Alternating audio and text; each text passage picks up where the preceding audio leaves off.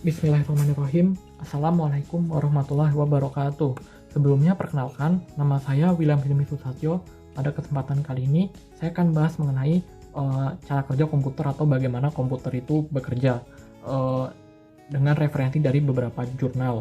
Referensi jurnal saya membahas mengenai cara kerja prosesor secara detail dan juga komunikasi visual.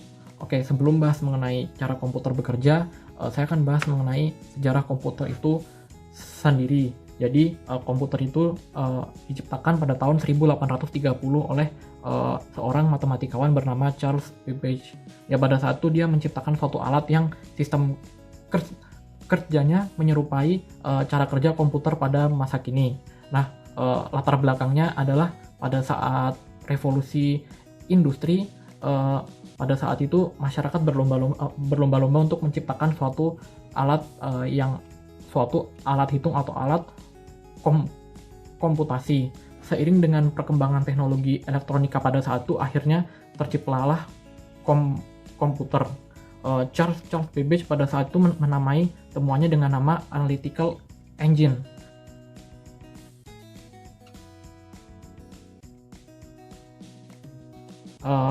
Kita akan selanjutnya akan bahas mengenai inti dari pembahasan, yaitu bagaimana komputer bekerja.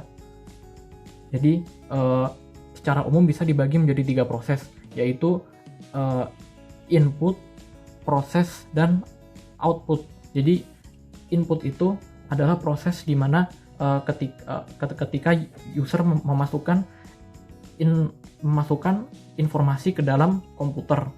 Nah, bagian dari input ini sendiri, kalau di komputer itu ada alat yang bernama mouse dan juga keyboard ya. Jadi kalau kita mengetik itu termasuk bagian dari input.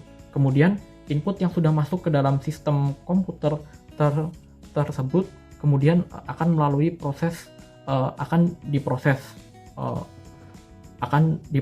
oleh bagian komputer yang bernama prosesor. Jadi di bagian processing ini secara umum ada 4 bagian, yaitu arithmetic and logic unit, kemudian ada control unit, kemudian ada registers, dan CPU interconnection. Nah, pada bagian arithmetic and logic unit ini prosesnya tugasnya adalah melakukan operasi matematika dari instruksi yang sudah kita lakukan pada bagian input. Secara umum terdapat 2 bagian dari arithmetic and logic unit ini, yaitu proses aritmatika dan proses boolean. Nah, jadi ini tuh berkaitan sama bahasa-bahasa yang digunakan di pemrograman ya, di bagian arithmetic and logic unit ini. Kemudian untuk bagian boolean sendiri ini berkaitan dengan bilangan binder yang dibahas pada presentasi sebelumnya. Jadi pada bagian boolean ini mengandung sistem bilangan binder yang di dalamnya representasinya dengan menggunakan angka 0 dan 1 begitu. Nah, kemudian ada control unit. Nah, fungsi control unit ini apa sih? Control unit ini untuk mengontrol informasi yang masuk pada bagian input. Kemudian ada bagian register. Nah, register ini fungsinya sebagai penyimpanan internal CPU atau control processing unit atau prosesor. Nah, kemudian ketiga bagian itu tuh untuk bisa bekerja secara sinkron atau untuk sebagai komplementer itu ada bagian terakhir yang namanya CPU interconnection. Jadi fungsinya menghubungkan ketiga bagian sebelumnya. Jadi informasi yang masuk itu dihubungkan melalui CPU interconnection. Nah, pada bagian processing ini selain terdapat pengolahan informasi juga terdapat fase penyimpanan atau biasa juga disebut storage. Nah, storage ini ada storage internal dan secondary storage, atau bisa kita sebut sebagai penyimpanan sekunder gitu. Dan tadi internal storage itu primary storage atau penyimpanan internal, penyimpanan primer. Nah, untuk penyimpanan primer sendiri ada bagian yang bernama RAM, ROM, dan EPROM. Nah, RAM itu merupakan singkatan dari Random Access Memory. Jadi fungsinya adalah menyimpan data tanpa harus menggunakan daya, karena bagian ini bagian RAM ini terhubung dengan sistem komputer. Tapi kelemahan RAM ini ketika misalnya komputer mengalami shutdown atau mati atau terdapat masalah, maka RAM ini tidak dapat menyimpan data. Kemudian ada ROM yang merupakan singkatan dari read only memory. Nah, fungsi dari read only memory ini adalah menyimpan data atau instruksi secara permanen.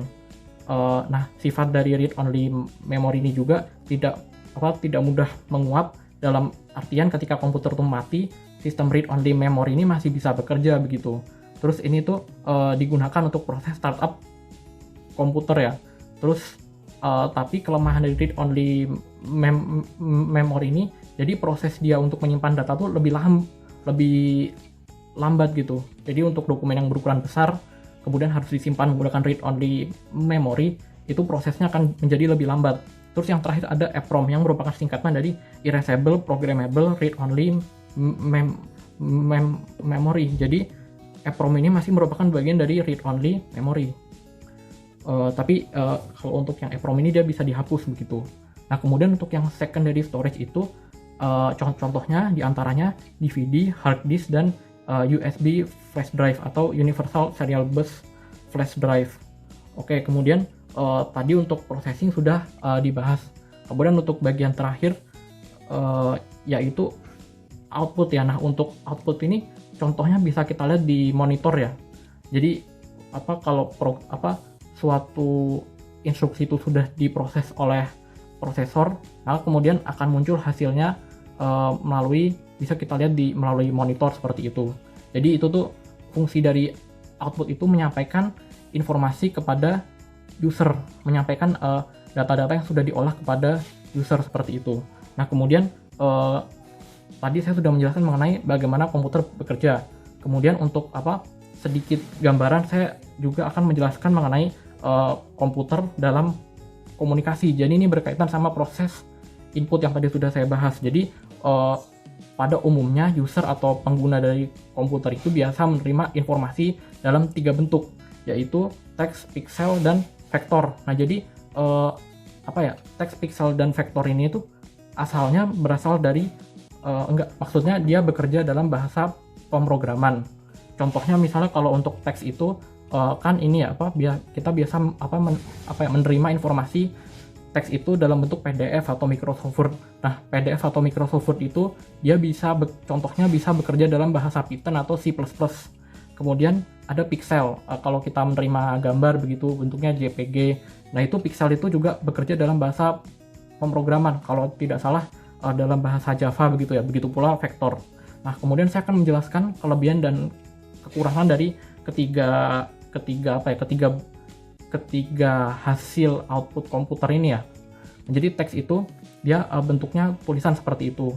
Nah, kelebihan dari teks itu kita bisa melakukan instruksi melalui teks secara mendetil seperti itu. Jadi kalau misalnya di bahasa pemrograman itu ada bagian-bagian seperti if dan else seperti itu. Tapi kelemahannya yaitu bentuknya teks ya. Jadi informasinya tuh bisa bekerja secara mendetil tapi tidak spesifik seperti itu. Kemudian ada pixel. Nah, kelebihannya pixel itu jadi dia kan bentuknya gambar ya. Nah, gambar itu tuh bisa menghasilkan gradasi yang maksimal seperti itu, gradasi yang berwarna seperti itu. Tapi kelemahannya kalau misalnya kita gambarnya tuh diperbesar, nanti resolusinya akan pecah. Nah, itu jadi gambarnya tidak bisa dinikmati seperti itu. Nah, terus kemudian ada vektor. Nah, vektor ini kebalikannya pixel. Jadi vektor itu kan dia bekerja dengan menghubungkan titik-titik dalam sebuah bidang gambar ya, atau koordinat seperti itu. Nah, jadi kalau vektor ini kelebihannya itu ketika dia misal vektor itu juga fungsinya untuk menghasilkan gambar ya. Ketika diperbesar itu gambarnya tidak akan pecah. Tapi kalau misalnya kelemahannya vektor itu kebalikannya pixel, gradasinya tidak bisa maksimal seperti itu, gradasinya terbatas. Mungkin sekian yang bisa saya sampaikan, kurang lebihnya mohon maaf. Wassalamualaikum warahmatullahi wabarakatuh.